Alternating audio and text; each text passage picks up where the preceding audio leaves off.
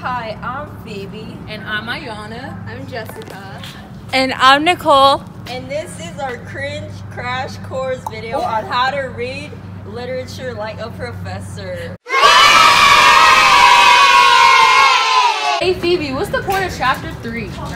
So basically it's that the acts of vampires can be portrayed by other things besides vampires and nothing can be done about them, and like the vampire will leave its mark on the victim and it steals innocence. So basically it's selfishness, exploitation, and refusal to respect other people's independence.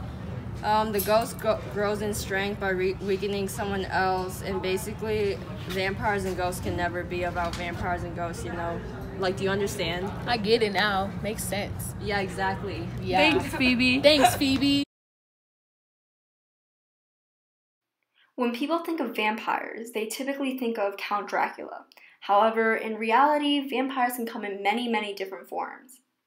In literature, vampirism more closely means selfishness, exploitation, or the refusal to respect the autonomy of other people. These literary vampires, or real-life Draculas, can also be known as pedophiles, or typically older figures that violate younger women. These vampires leave their mark on the victim by stealing away their youth and innocence and stripping away their energy in order to continue their own life forces, or in order to protect and benefit themselves. This is why vampirism is classified in the book as selfishness, exploitation, and a refusal to respect the autonomy of other people. However, this chapter was not only about vampires, but was also about mythical beings such as ghosts or evil doppelgangers and what it means in literature.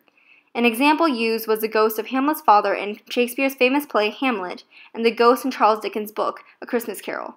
In both of these literary works, a ghost appears and is used by the authors to convey specific messages about either the characters, the plot, or sometimes both. Doppelgangers, or evil doubles and twins, are also included in this chapter. One example the author used was the book The Strange Case of Dr. Jekyll and Mr. Hyde, which tells a story about a man, Dr. Jekyll, who lets his dark side appear and turns into the animalistic and evil Mr. Hyde. Characters such as this are used to tell and convey to the readers ideas and philosophies the authors had on the human condition. Now that we've learned about chapter 3, you're probably wondering, what is chapter 4 about? Chapter 4 is about authors who never have original works of literature. By this I mean that they all take details and ideas from different authors and put them into their own stories to make it seem original. Some examples about this could be Shakespeare. Shakespeare is the father of writing, and whether you realize it or not, people take and feed off of his ideas, such as the elements of love in a story, comedy in a story, and tragedies or dramas in a story. Next example is biblical allusion. Things in the Bible that contain things in words or phrases such as rivers, floods, parting of water, milk and honey, denial and betrayal, and those type of things are again put into literature and just changed around into different authors' writing to make it seem original. Now let's go back to Jessica so she'll explain more examples on this. Sarkin Angwan is Paul Berlin's love interest, and she is the guide for Paul Berlin and his group as she takes them west.